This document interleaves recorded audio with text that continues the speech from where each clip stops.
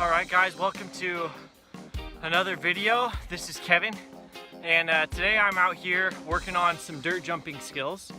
And one of the things I'm working on is timing. When I'm hitting a line of jumps, how to get the timing right so that I gap all of them and don't case any of them. These jumps are not professionally built, and so they might not be spaced perfectly apart.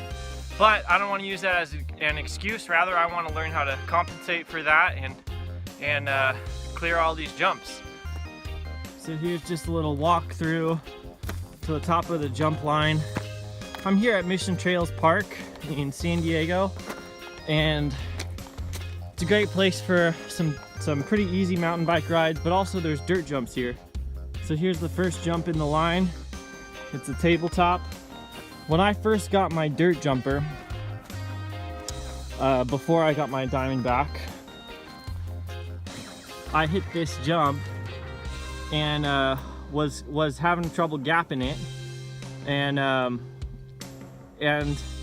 even when I did start landing it, the second jump was an issue because I would lose speed on the first jump and I wouldn't be able to clear the second jump. And so I thought to myself, I'll just get even more speed. So I started way up higher on the hill, up there to the left, and I came down with all the speed I could. And I launched over that jump and landed way down here, and it hurt real bad, really bad. Ended up just hitting the ground so hard. I got all tangled up in my bars, flipped over, landed on my head and my shoulder. So walking up to the top of this jump,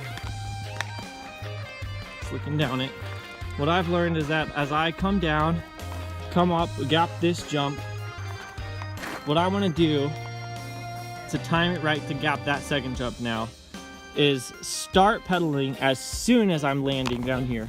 Because if I wait till I'm down here to try and get a full pedal in, then I end up not getting a full pedal in and trying to launch off this jump as I'm getting my pedals in the right position. And then that causes another problem, because then I go off this jump all wonky and land coming down the side or something. And I almost ate it earlier today because I didn't quite get that full pedal in.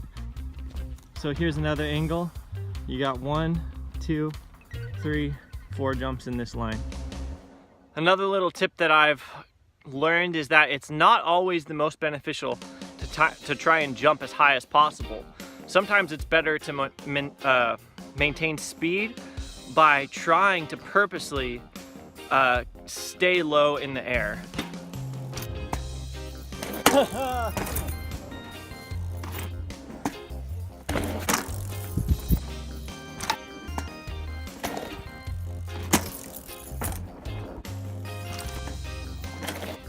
Oh, not quite. There we go.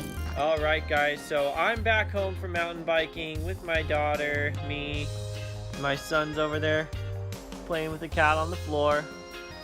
I showered off, and as you can see in the footage, I just wanted to kind of give a little bit of a conclusion.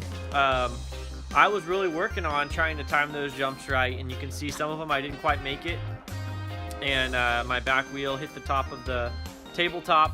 And on some of them, I ended up making it, and there was a few good runs in there, and I feel like I did improve quite a bit today. And so, if there was a few pieces of advice I could give to those of you who are trying to do jumps, I would say, number one, more speed is not always the answer. Sometimes that's a bad choice, just to try and do more speed. Number two, if you're trying to clear multiple jumps in a row and you're having trouble with it, try and stay low and get your speed. And number three is every time you hit the line, try and be critical of yourself and what's something that you could do to change that would make the line a little bit smoother. So for me, every time I did the line, I was thinking to myself, okay, what didn't go well on that? And my son is saying, here's the cat. So anyway, hope you guys enjoyed this video. Stay tuned for another video.